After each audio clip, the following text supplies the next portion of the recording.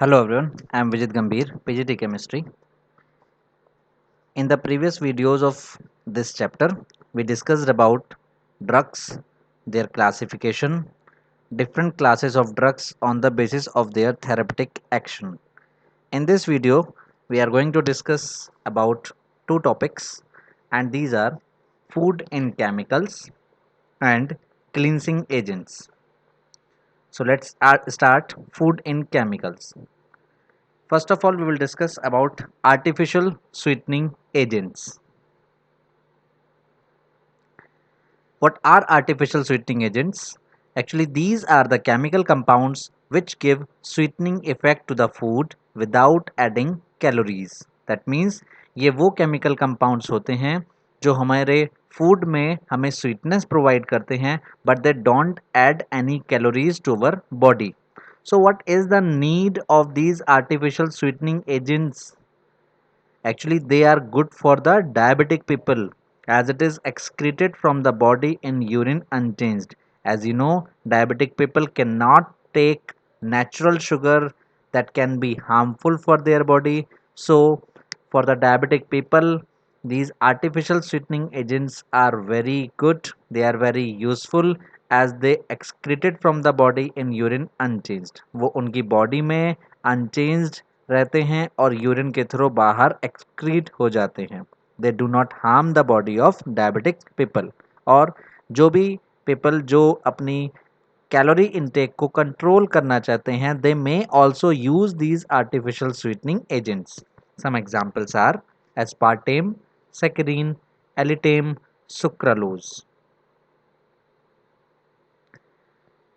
Now something more about artificial sweetening agents. Aspartame. Use of aspartame is limited to cold foods and soft drinks as it is unstable at cooking temperature. We cannot use aspartame in the foods which are cooked. So it is limited to only cold foods and soft drinks. While sucralose, which is another example of artificial sweetening agents, can be used in the foods which are heated at their cooking temperature. There is a comparison between the sweetness of sugar and artificial sweeteners. In the left hand side we have some artificial sweetener and in the right hand side we have sweetness value in comparison to cane sugar.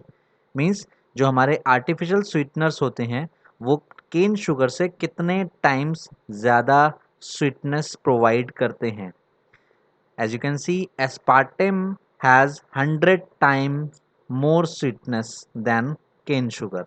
Saccharine has 550 times. Sucralose has 600 times, while alitame has 2000 times more sweetness as compared to the cane sugar. In the diagram also you can see ki how much amount of sugar is required for the same amount of calorie which artificial sweetener can provide in very little amount of it.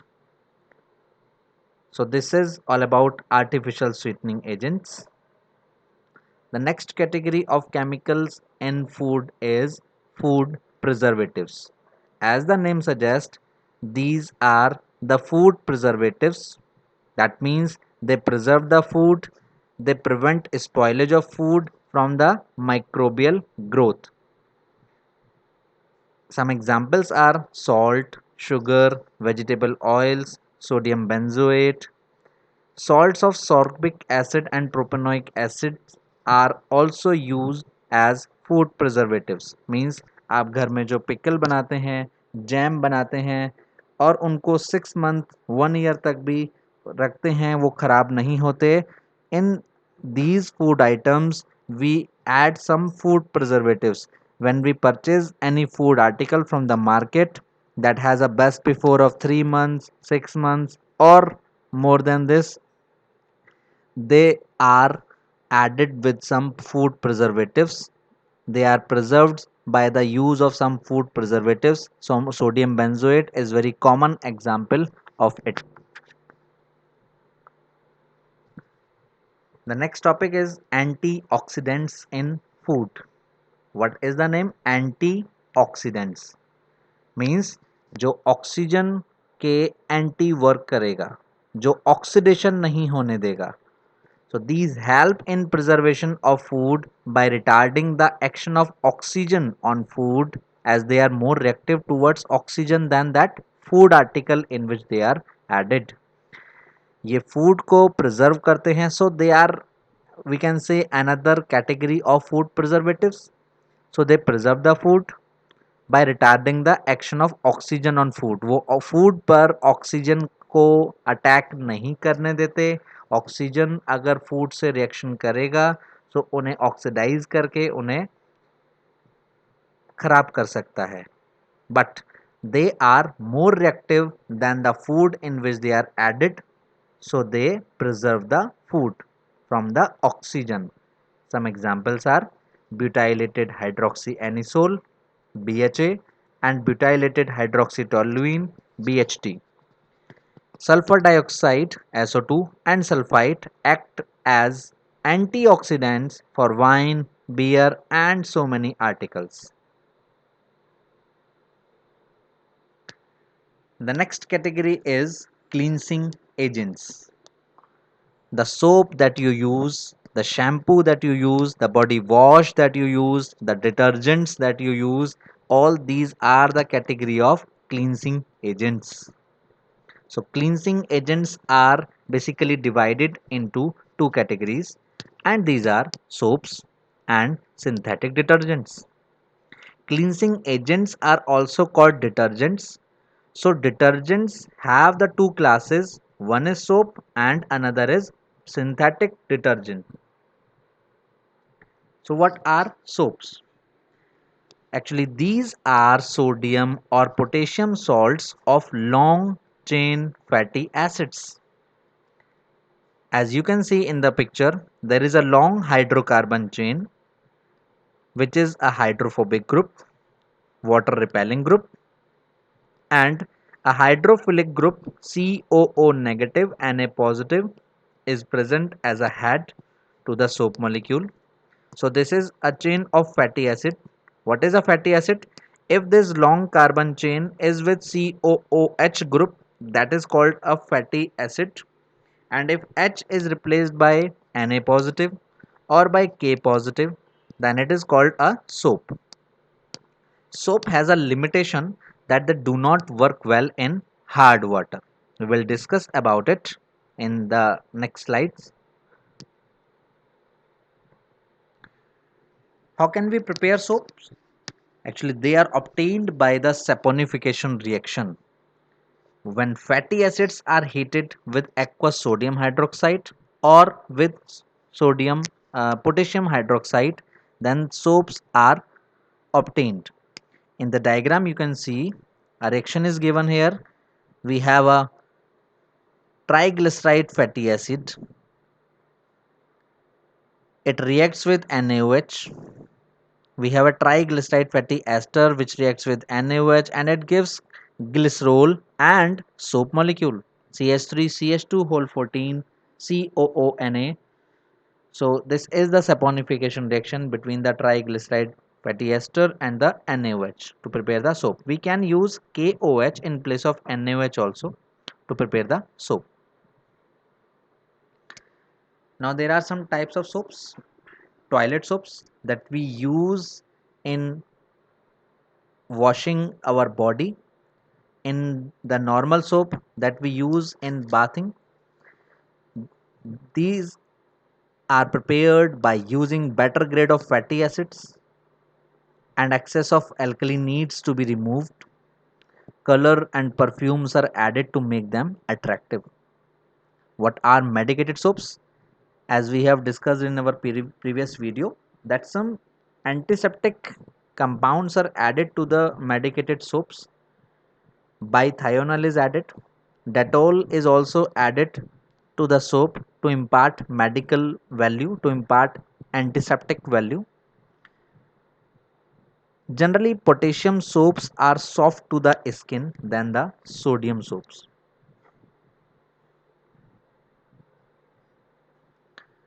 Now, why do soaps not work in hard water? Actually, what is hard water? Hard water is that which contains calcium and magnesium ions in excess. जहाँ पर calcium और magnesium ion access में होते हैं, that water is called hard water. These ions form insoluble calcium and magnesium soaps respectively when sodium or potassium soaps are dissolved in hard water. So when we dissolve a soap in hard water, what happens? ये जो calcium ion और magnesium ion है, they replace the Na positive or the K positive of the soap and they form their molecules. These molecules are called scum. These insoluble soaps separate as scum in water and are useless as cleansing agents. वो scum की form में वहां से अलग हो जाते हैं और लेदर नहीं बनने देते. सो हार्ड वाटर में कैल्शियम और मैग्नीशियम आयंस स्कम बनाते हैं. That's why soap do not work in hard water. In this picture you can see in the left hand side we have a soft water. We have added a soap and you can see the lather. In the right hand side we have hard water. We have added soap and clearly you can see the scum at the top of the water. So they are separated as scum. Now soap is not dissolved in the right hand side.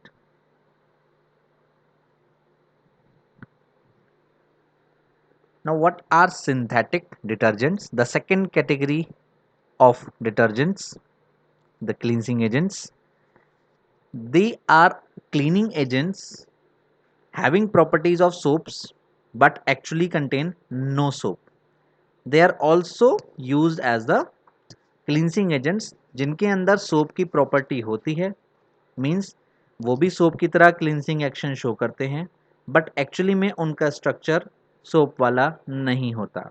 They also have no limitation just like the soap.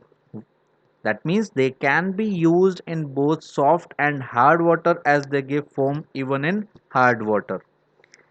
As you have seen in the last slide that soap does not work in hard water while detergent can give foam, can give leather even in hard water.